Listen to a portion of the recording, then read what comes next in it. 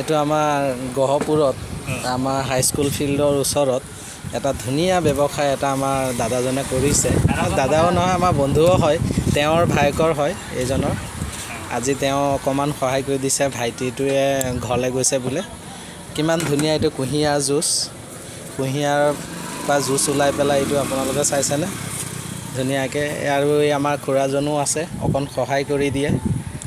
গতিকে সকলোৱে আহিব ইয়াত, কাৰণ গৰমত আমি কুঁহিয়াৰ জুচটো খালে আমাৰ শৰীৰৰ কাৰণে বহুত উপকাৰী, নহয় জানো?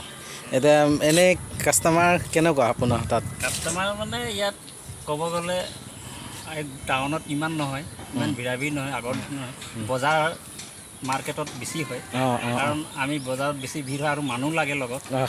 বহুত যোগাৰ লাগে আৰু মানুহ বেছি প্ৰেছাৰ হয় আৰু বজাৰত ভিৰ ভাৰ হয়। গতিকে ইয়াত মানে মোটামুটি ব্যৱসায় ধুনীয়াকৈ হৈ যায় আৰু। আচ্ছা, ঠিকে আছে বাৰু। আমি এগিলাচ খাই চাম আৰু এইটো আপোনালোকক দেখুৱাইছোঁ। সকলোৱে আহিব ইয়াত, গহপুৰ টাউনত হাইস্কুল ফিল্ডৰ সন্মুখতে কুঁহিয়াৰ জুচ সদায় পোৱা যায় দেই। আপোনালোকক ফেচবুকৰ যোগেদি পেলাই আমি জনাইছোঁ এইটো। ঠিক আছে।